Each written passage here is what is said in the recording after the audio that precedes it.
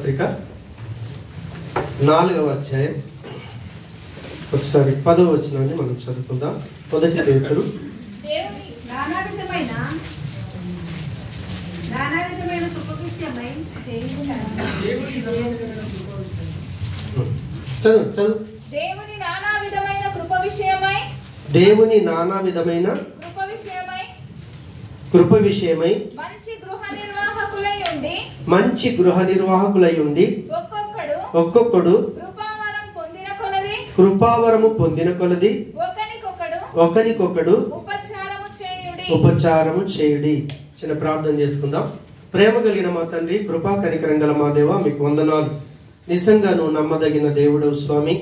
నీ సముఖానికి వచ్చి ఉన్నా నీ జీవపు మాటలున్న ఆంతర్యాన్ని మేము అర్థం చేసుకోవటానికి, ఆ రీతిగా మేము జీవించడానికి మమ్మల్ని బలపరిచి మీ నామమునకు మహిమ తెచ్చుకున్నామని యేసు నామమున ప్రార్థించి వేడుకుంటున్నాము తండ్రి. ఆమేన్. హల్లెలూయా. మనం కొన్ని వారాలుగా ధ్యానిస్తా ఉన్నాం. ఏంటి అంటే, తిరిగి జన్మించిన అనుభవం కనుక ఉంటే మనలో ఎలాంటి లక్షణాలు కనిపిస్తాయి. మన అమ్మ నాన్న మనకు ఒక జన్మనిచ్చారు, కానీ అది పాప సంబంధమైంది, ఈ లోక సంబంధమైంది. కానీ మనం ఆరాధిస్తున్న దేవుడు పరలోక సంబంధమైన వాడు, పరిశుద్ధతకు సంబంధించిన వాడు, నీతి న్యాయానికి మంచికి సంబంధించిన వాడు. కాబట్టి యేసు ప్రభు దగ్గరికి వచ్చిన తర్వాత, ఆయనను నమ్మి బాప్తిసం పొందినప్పుడు నిజంగా నేను దేవునిలో పుట్టాను, దేవుని కుటుంబంలో ఉన్నాను అనేటటువంటి, అంటే అమ్మ నాన్న ఇచ్చిన జీవితం కాకుండా, జన్మ కాకుండా, దేవుడు ఇప్పుడు దేవునిలో ఆయన వాక్కు ద్వారా మనకు తిరిగి జన్మించిన అనుభవాన్ని ఇచ్చాడు. ఒకవేళ తిరిగి జన్మించిన అనుభవం నాకు ఉన్నది అని మనం అనుకుంటున్నాం అనుకోండి, సపోజ్ అది కరెక్టేనా కాదా అని ఎలా రుజువు చేసుకుంటామంటే, మనలో కొన్ని లక్షణాలు కనిపిస్తాయి. ఏంటి? మనం శరీర సంబంధమైన కుటుంబమే కుటుంబం కాదు, పర్మనెంట్ కుటుంబం దేవుని సంఘం అని ఆ వ్యక్తికి అర్థమవుతుంది. దేవునికి స్తోత్రం.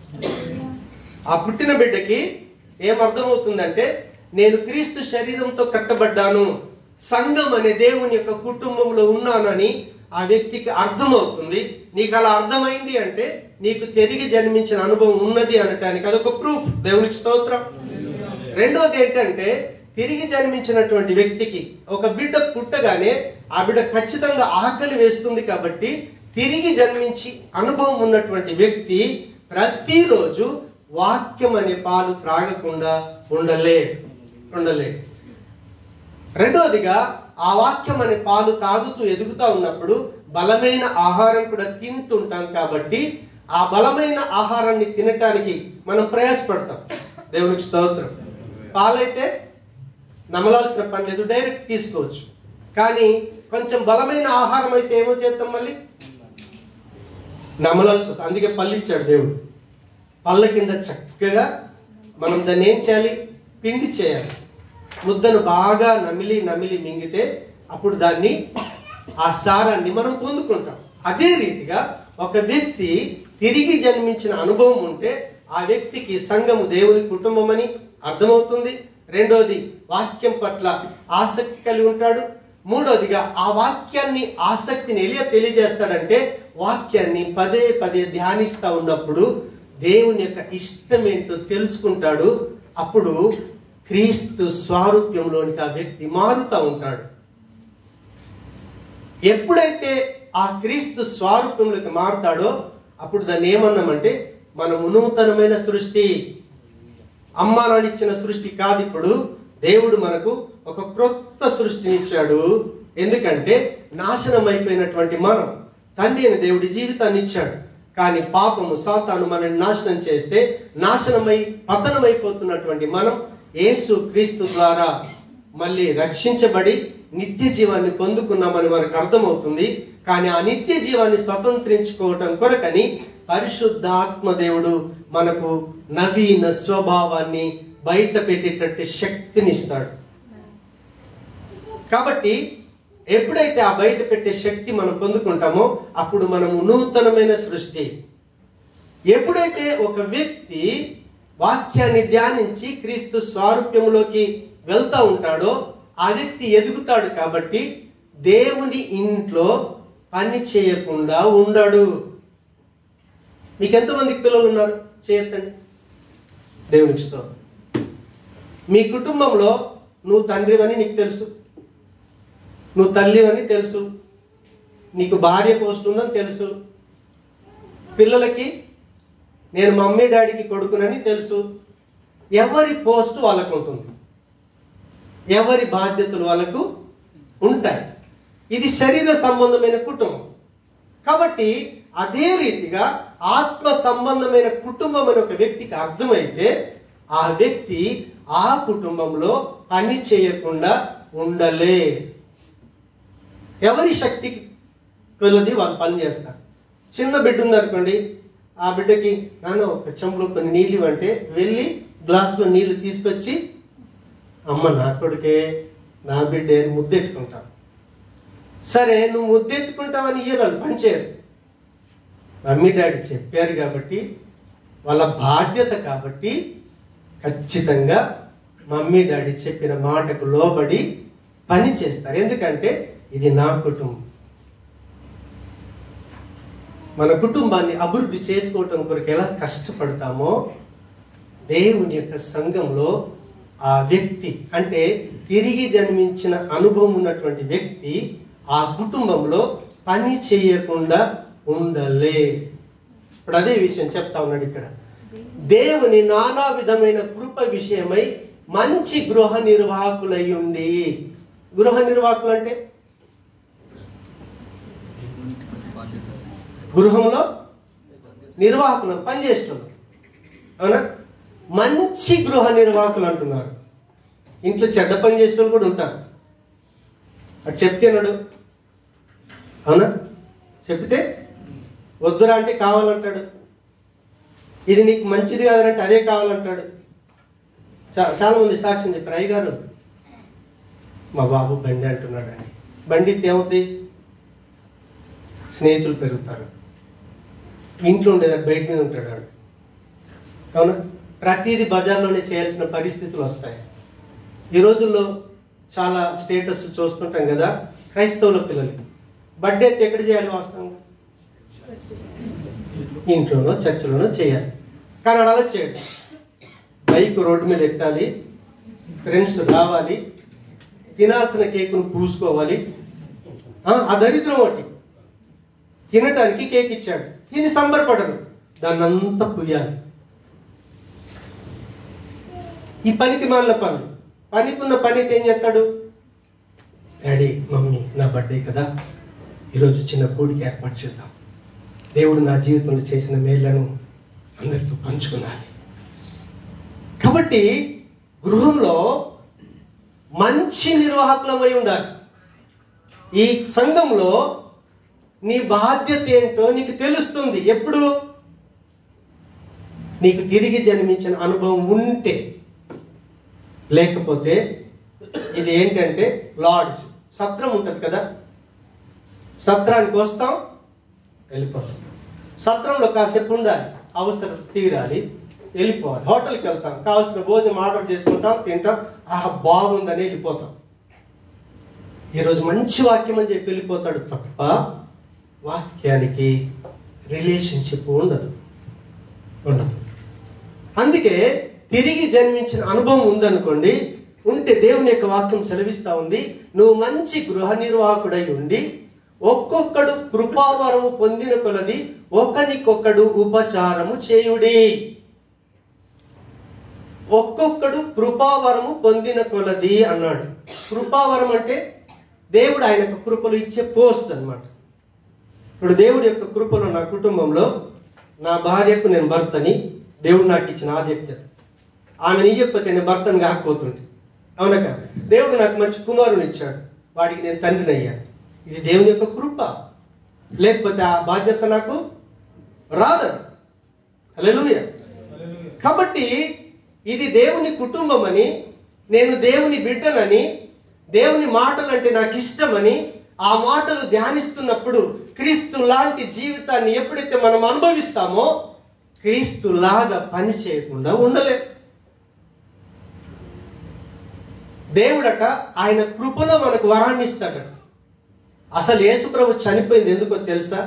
ఒకసారి ఎఫెసీ పత్రిక 4వ అధ్యాయం 7-8 వచనాలు చూద్దాం త్వరగా.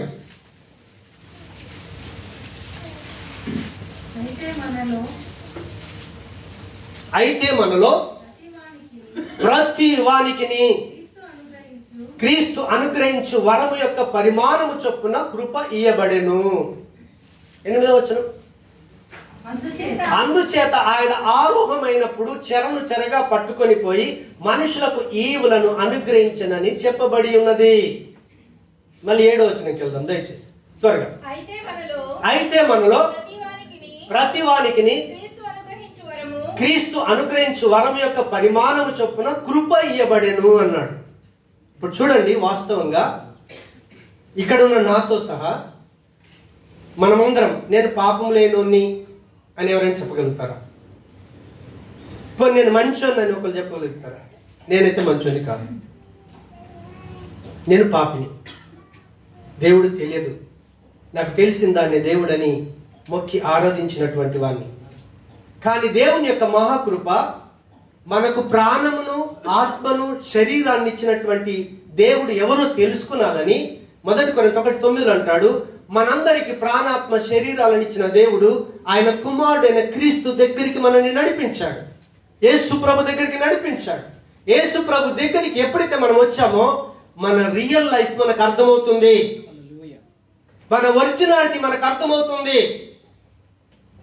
యేసు ప్రభు జీవితాన్ని మన జీవితాన్ని చూసుకున్నప్పుడు ఆయనలో అన్ని విషయాల్లో పరిశుద్ధంగా కనిపిస్తాడు, కానీ మనలో ప్రతి పాపం కనిపిస్తుంది.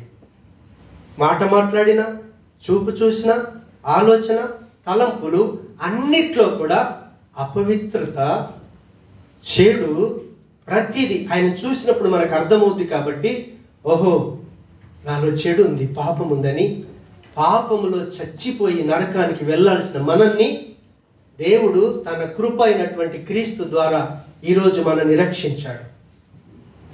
మనం చేసిన ప్రతి తప్పిదానికి, పాపానికి రావాల్సిన శిక్ష నుంచి మనల్ని తప్పించి తన ప్రియ కుమారుడైన క్రీస్తును ఆ పాపపు స్థానంలో నిలబెట్టి మన శిక్షంతా ఆయన మీద వేసి మనల్ని తప్పించిన ప్రేమ దేవుని ప్రేమ. అర్హత ఉందా మనకు? అసలు దేవుణ్ణి చూడటానికో, దేవుణ్ణి పిలవటానికో, దేవుణ్ణి ఆరాధన చేయటానికో కనీసం ఆకాశం వైపు, దేవుని సింహాసనమైన ఆకాశం వైపు తలెత్తుటకు కూడా అర్హత లేని వాళ్ళం.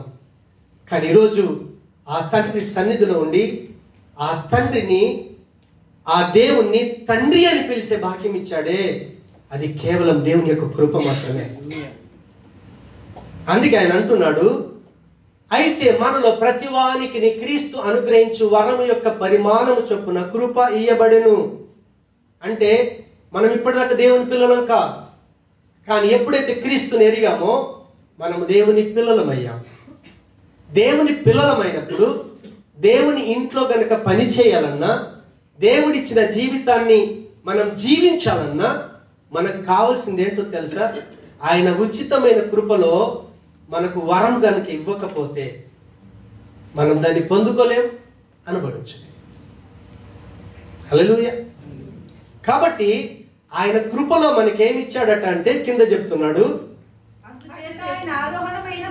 అందుచేత ఆయన ఆరోహణమైనప్పుడు చెరను చెరగా పట్టుకొని పోయి మనుషులకు ఈవులను అనుగ్రహించనని చెప్పబడి ఉన్నది. అందుచేత ఆయన ఆరోహణమైనప్పుడు అని అంటే వాస్తవంగా యేసు ప్రభు ఎక్కడి నుంచి వచ్చాడు తెలుసా మీకు? చెప్పరా? మీ అనుభవంలో పరలోకం నుంచి వచ్చాడా లేదా? పరలోకం నుంచి భూమికి వచ్చాడు ఆయన, అవునా? ఆరోహణం అంటే క్రిందికి దిగటం. భూమిని ఉండలేదు ఆయన. భూమి నుంచి మీరు కింద వచనానికి వెళ్తే ఆయన భూమి క్రిందికి దిగి వెళ్ళినని అంటాడు. అంటే యేసు ప్రభులు వారు సిలువలో చనిపోకంటే ముందు ఎంతమంది ఆయన భక్తులు ఉన్నారో వాళ్ళున్నటువంటి పాతాళ పరదేశికి వెళ్ళాడు. ఆ ఈవులను, మనకు ఈవులను ఇవ్వవలెనని ప్రతి ఈవి ఎక్కడి నుంచి వస్తుందట? జ్యోతిర్మయుడగు తండ్రి యొద్ద నుంచి.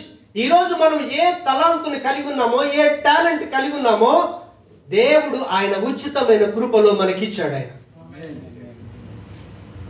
ఈరోజు ప్రభును తెలుసుకోకపోతే, ప్రభును అంగీకరించకపోతే దేవుని కొరకు జీవించే శక్తి కావచ్చు, దేవుని యొక్క పరిచర్యలో వాడబడే తలాంతులు కావచ్చు, వాటిని కృపావరాలు అంటాడు.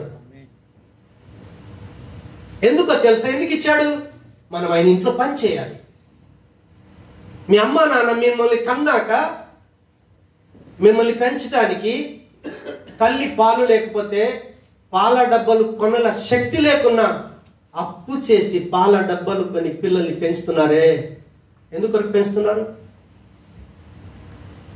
పిల్లల పెంపక కొరకు, పిల్లల చదువుల కొరకు అప్పులు చేస్తున్నామే. పనిలేక అప్పులు చేస్తున్నారా?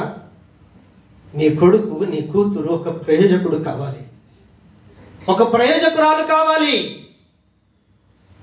వాళ్ళు మీ యొక్క ఉద్దేశాన్ని, మీ హృదయమున కోరికను తీర్చాలి వాళ్ళు. అందుకే కదా పిల్లల్ని దేవుడు ఇచ్చాడు. ఈరోజు పనికిరాని మనల్ని ప్రభు ప్రాణం పెట్టి కొనుక్కొని, మనం దేవుని పిల్లల్లాగా జీవించాలని, దేవునికి పని చేయాలని దేవుడు ఏం చేశాడు తెలుసా? ఆయన ఉచితమైన కృపలో మనకు వరాలను ఇచ్చాడు. వాటిని ఏమంటాడంటే కృపావరాలు. ఒకసారి రోమపత్రిక 12వ అధ్యాయం త్వరగా, మనకు అనుగ్రహింపబడిన కృప 6 నుంచి 8 వచనం. మనకు అనుగ్రహింపబడిన కృప చొప్పున, మనకు అనుగ్రహింపబడిన కృప చొప్పున వేర్వేరు కృపావరములు కలిగిన వారమై ఉన్నాము గనుక ప్రవచన వరమైతే, అక్కడ ప్రవచన వరమైతే విశ్వాస పరిమాణం చొప్పున ప్రవచించుదము. దేవునికి స్తోత్రం. దేవుడు తన బిడ్డలకు ప్రవచించే వరాన్ని ఇస్తాడు. ఆ ప్రవచించే వరాన్ని విశ్వాసంతో కట్టుకోవాలి. దేవుడికి అసాధ్యమా? దేవుడికి సమస్తం సాధ్యం. ఆయన నువ్వు ప్రవచించటానికి జరిగే సంగతులే కాదు. ప్రవచనం అంటే వాక్యాన్ని విడమర్చి చెప్పటం కూడా ప్రవచనమే. అందరికి అర్థం కాదు. పరిశుద్ధాత్మ దేవుడు దానిలో ఉన్నటువంటి సత్యాన్ని బయలుపరచడానికి, వాక్య సత్యాన్ని బయలుపరచడానికి దేవుడు ప్రవచించే వరాన్ని ఇస్తాడు. సంఘంలో ఎవరి జీవితంలో ఏదైనా జరుగుతూ ఉంటే దాన్ని ముందుగా బయలుపరిచే శక్తిని ఇస్తాడు. అలా దేవుడు ఇస్తున్నది గ్రహించినప్పుడు నువ్వేం చేయాలంటే విశ్వాసం చేత దాన్ని కట్టుకుంటూ వెళ్ళాలి. అప్పుడు సంఘములో నువ్వు ప్రవచించు. ఆరాధన జరుగుతున్నప్పుడు స్తుతి ఆరాధన కాకనే దేవుడు నీకు ఏదైనా ప్రవచనం బయలుపరిస్తే మీరు ప్రవచించండి. ఒక్కరు, ఇద్దరు, ముగ్గురు క్రమంగా దేవునికి ప్రేరేపణిచ్చాడు, ప్రవచించు. ఆ ప్రవచనం అయిన తర్వాత ఇంకొకరు ప్రవచించండి. అప్పుడు జరిగేది ఏంటో తెలుసా? నూతనంగా వచ్చిన వ్యక్తికి ఆదరణ దొరుకుతుంది. సంఘము క్షేమము కలిగి అభివృద్ధి చెందుతుంది. అది దేవుడిచ్చే కృపవరం. ఇంకేమంటున్నాడు? పరిచర్య అయితే పరిచర్యలో, పరిచర్య అంటే ఇంట్లో భోజనం చేస్తున్నాం, నాన్న ప్లేట్ తీసుకురా అంటే తీసుకొస్తాడు, కర్రీ తీసుకొచ్చి పెట్టండి పెడతాడు, స్పూన్ ఇవ్వమంటే ఇస్తాడు. సడన్ గా భోజనం ఎత్తుంది, పెరుగు తినాలనిపించింది, వెళ్ళి పెరుగు తీసుకురారంటే వెళ్ళి తీసుకొచ్చి ఇస్తాడు. బిడ్డ అయితే, తిరగబడి బిడ్డ అయితే నేను వెళ్ళనులే. 2 రకాల పిల్లలు ఉంటారు. మనం ఏ కేటగిరీలో ఉన్నామో మనం ఆలోచించాలి. ఈరోజు సంఘంలో మనం లోకములో ఉండి నశించుకోవాల్సిన మనల్ని దేవుడు ప్రేమించి తన కుటుంబంలో చేర్చుకున్నాడే, క్రీస్తు శరీరంతో అంటకట్టాడే. ఈ శరీరంలో నువ్వు కన్నువా, ముక్కువా, చేతువా, పాదమువా, ఏమై ఉన్నావు? ఏమై ఉన్నావు? ఆ కుటుంబంలో నువ్వు చేయాల్సిన పరిచర్య చేయాలి. అందుకంటే నాన్న ఎవరన్నా కూర్చుండే పెట్టడానికి ఒకళ్ళకి నిలబడండి. అది దేవుడు నీకు ఇచ్చిన భాగ్యం. నా కొరకు చేయొద్దు, పాస్టర్ కొరకు చేస్తే మీకు ఏది దొరకదు. ఎందుకు దొరకదు తెలుసా? నేను ఇచ్చేవాడిని కాదు, ఇవ్వాలంటే దేవుడు ఇవ్వాలి. మా అంటే నేను శబాషాన్ని మెచ్చుకుంటాను అంతే, మీ హృదయాన్ని తృప్తిపరుస్తానేమో, కానీ ప్రతి దీవెన ఆయన దగ్గర నుంచి రావాలి. ఎందుకో తెలుసా? ఇది ఆయనది. జేమ్స్ పాస్టర్దిగా, సునీతమ్మదిగా, జాన్ పాల్దిగా ఇక్కడ కుటుంబ పాలనలే. పరిపాలించేది దేవుడు. నేను కూడా ఆయన ఆజ్ఞ కింద నడవవలసిందే. తర్వాత అంటున్నాడు, బోధించువాడైతే బోధించుటలోను. దేవునికి స్తోత్రం. వాక్యాన్ని బోధించే జ్ఞానం నాకు ఇచ్చాడు. ఇంకా మీలో ఎవరికైనా బోధించే వరాన్ని కనుక దేవుడిస్తే సిద్ధపడండి.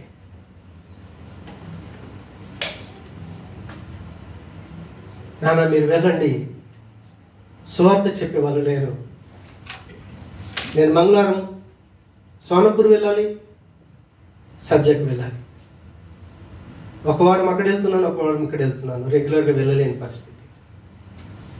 బోధించే అనుభవం ఉంది. వీలైన వాళ్ళు రండి. నా కొరకు చేయదు, కుటుంబం కొరకు చేయాలి. సంఘం ఎక్కడుందో చెప్తారా? దేవుని కుటుంబం ఎక్కడుందో చెప్తారా మీరు? సంఘం ఎత్తబడుతుందంటే మనం ఇలా కూర్చున్నప్పుడు ఎత్తబడతామా? మీరు చెప్పాలి. ఈ సంఘం అని పిలువడుతున్న మనం ఇదట నడిచే గుడారం అట. ఇప్పుడు మనకు ఆరాధన అయిపోగానే మోషే గారు మూవేలు వెళ్తారు, ఆయన అటు వెళ్తాడు, వాళ్ళు సజ్జా వెళ్తారు, ఎక్కడోళ్ళు అక్కడ వెళ్ళిపోతారు. ఇప్పుడు సంఘం ఎక్కడుంది? సంఘం ఈ దుబాయ్ ప్రాంతంలో మనం ఏ ప్రాంతం నుంచి వచ్చామో మన సంఘం అంత పెద్దగా ఉంది. ఇప్పుడు సంఘంలో పనిచేయటం అంటే ఇక్కడ పనిచేయటం కాదు. సంఘం మీదే ఉందా? 2 గంటలు ఇక్కడ మేము చేయాల్సింది చేస్తాం. 2 గంటల తర్వాత 2 గంటల తర్వాత ఇక్కడ ఉన్నాం మనం. ఎవరి స్థలాలకు వాళ్ళకి వెళ్తాం. ఎవరి స్థలాలకు వెళ్ళిన తర్వాత అప్పుడు ఒకరొకరు పరిచయం చేసేది ధన్యకరమైంది. ఇక్కడ పాట పాడొచ్చు, వాక్యం చెప్పొచ్చు, కీర్తన చదవచ్చు, అన్నీ చేయొచ్చు. కానీ ఇటుకి వెళ్ళిన తర్వాత మనం దేవుని కుటుంబం అంటే నువ్వు సజ్జాలు ఉండు, అలిముసలు ఉండు, ఇంకెక్కడ నుండు, కంపల్సరీ కాంటాక్ట్ ఉంటుంది. కాంటాక్ట్ ఉంటుంది, సంబంధం ఉంటుంది, ఫోన్ చేసుకుంటావు. ఇంకా అంటున్నాడు, పరిచర్య బోధించువాడైతే బోధించుటలోను, హెచ్చరించువాడైతే హెచ్చరించుటలోను పని కలిగి ఉందము. దేవుడు నీకు మంచి ఏంటో చెడు ఏంటో వివేచన జ్ఞానం ఇచ్చాడు. ఇచ్చిన తర్వాత నువ్వేం చేయాలి? ఖచ్చితంగా చెడు కనిపిస్తే హెచ్చరించాలి. మనం ఏం చేస్తాం? హెచ్చరిస్తే ఈ సంఘం కాకపోతే ఇంకో సంఘం. షార్జాలో సంఘాలు లేవా? ఉన్నాయి. నన్ను పాస్టర్ ఎలా అన్నాడు, లేకపోతే సంఘంలో ఎవరైనా ఎదిగిన వాళ్ళు ప్రశ్నించి నువ్వు ఇలా ఉన్నానన్నా, ఇలా సరి చేసుకో, అమ్మ నువ్వు సరి చేసుకో, నీ పిల్లల్ని సరి చేసుకో, నీ కుమారుని సరి చేసుకొని హెచ్చరించినప్పుడు నా మేలు కోరి చెప్పాడని దాన్ని స్వీకరించాడు.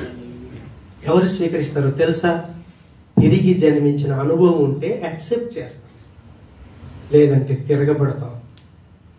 మన పిల్లలు తిరగబడతారు కదా, సేమ్ సంఘంలో కూడా అదే పరిస్థితి ఉంటుంది. తిరగబడే లిస్టులో ఉన్నామా, యాక్సెప్ట్ చేసే పరిస్థితులు ఉన్నామా? అని అంటున్నాడు, హెచ్చరించువాడైతే హెచ్చరించుటలోను, పంచిపెట్టువాడు శుద్ధ మనస్సుతో. దేవునికి శుద్ధ మనసు అని ఎందుకు అంటున్నాడు తెలుసా?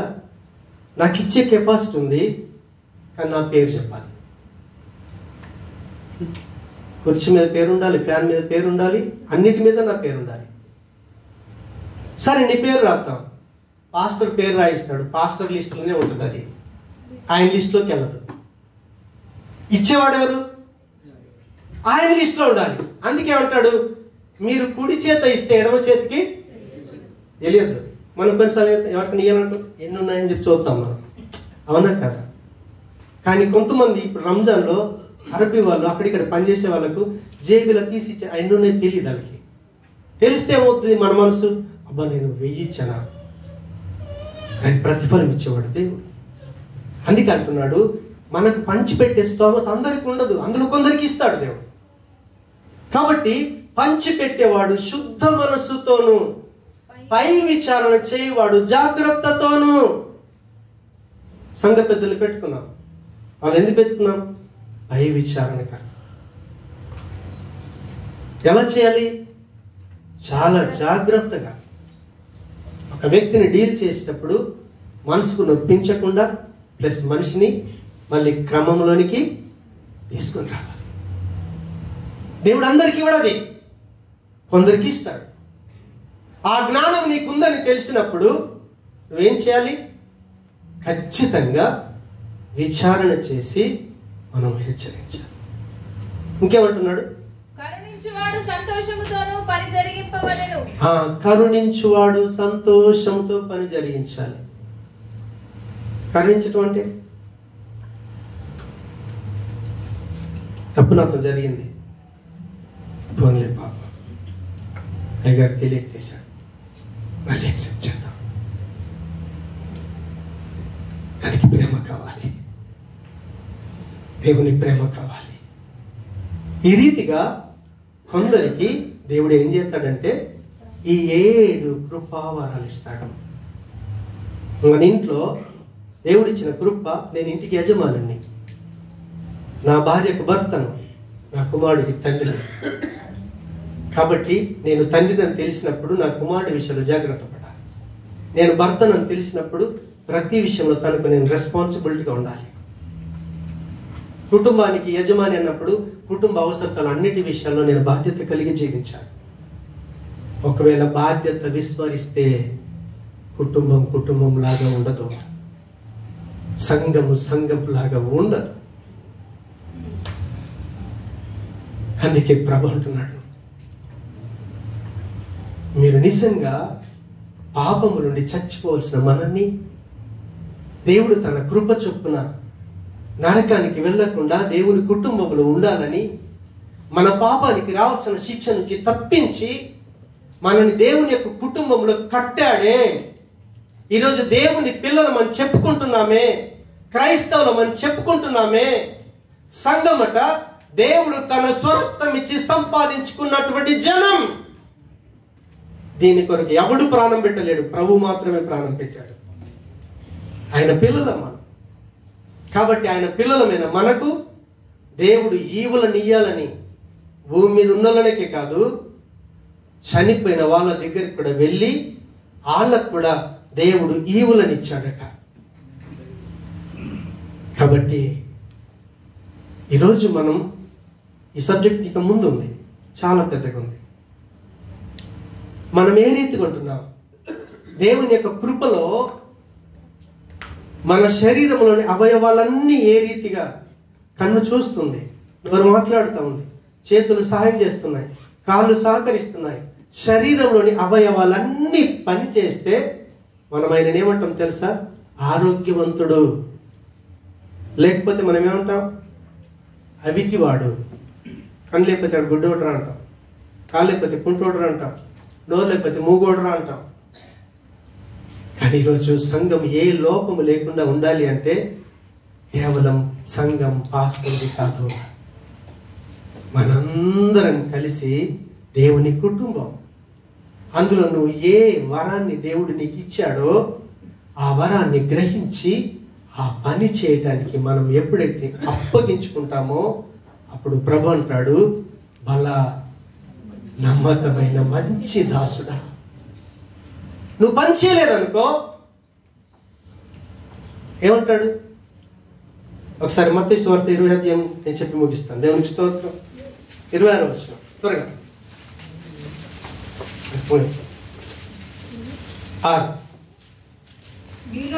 25వ అధ్యాయం 26వ వచనం. అందుకు అతని యజమానుడు వానిని చూచి సోమరివైన చెడ్డదాసుడా. ఆగక్కడ. మనం సోమరుల వచ్చి చేయలేం, దేవుని దృష్టిలో చెడ్డలం అయిపోతాం. అందుకు ప్రభు ఏమన్నాడు తెలుసా? 30వ వచనానికి వచ్చి చూస్తే మత్తయి సువార్త 30వ వచనం, పనికి మాలిన ఆ దాసుని వెలుపటి చీకటిలో త్రోసివేయండి, అక్కడ ఏడుపును పండ్లు కొరుకుటయు ఉండున నేను. మనమేం పరలోకం పోతామని భ్రమలో ఉన్నాం. కానీ ఇచ్చిన పనిని నమ్మకంగా కొనసాగించకపోతే ప్రభు అంటున్నాడు, నువ్వు దేవుని దృష్టిలో నీలో సోమరితనం ఉంది కాబట్టి సోమరివైన చెడ్డదాసుడా, నిన్ను వెలుపటి చీకట్లోకి అప్పగిస్తాడు. అప్పుడు భయంకరమైన జీవితాన్ని అనుభవించాల్సి వస్తుంది. కాబట్టి అలా ఉండకుండా మనం ఉండాలి అంటే మనకు కావాల్సింది ఏంటో తెలుసా? తిరిగి జన్మించిన అనుభవం.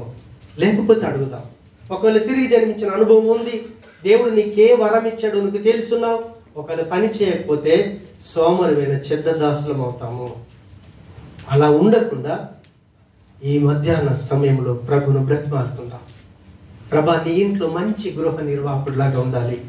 నా ఇంట్లో నేను ఏ రీతిగా మంచి గృహ నిర్వాహకుడిగా ఉన్నానో, భర్త బాధ్యత, భార్య బాధ్యత, పిల్లల బాధ్యత, ఎవరి బాధ్యతలు వాళ్ళు ఏ రీతిగా నిర్వర్తిస్తున్నారో దేవుని కుటుంబం అనే సంఘంలో నా బాధ్యత నేను నిర్వర్తించాలి. సహాయం చేయడం. ప్రేమ కలిగిన మా తండ్రి, కృపా కనికరం గల మా దేవా, నీకు వందనాలు చెల్లిస్తున్నాం. నువ్వు నమ్మదగిన దేవుడు. ఈరోజు నీ కుటుంబం అని మాకు అర్థమైంది. అందుకే నీ మాటలంటే ఆశ. ఆ మాటని ధ్యానిస్తా ఉన్నప్పుడు మాలో నిన్ను పోలిన జీవితం, ఒక క్రొత్త జీవితం. కానీ ఆ కుటుంబంలో దేవా, నేను ఒక గృహ నిర్వాహకుడిగా ఉండాల్సిన బాధ్యత ఉంటుండగా ప్రభా నన్ను క్షమించు, నాకు సహాయం చేయి. సోమరితనం నుంచి బయటికి పంపించి నీలో సమర్పణ కలిగి పని చేయటకు సహాయం చేసి బలా మంచి నమ్మకమైన దాసుడాని నీ చేత సాక్ష్యం పొందుకొనుట కృప చూపించుమని యేసు నామమున ప్రార్థించి వేడుకుంటున్నాను తండ్రి. ఆమేన్.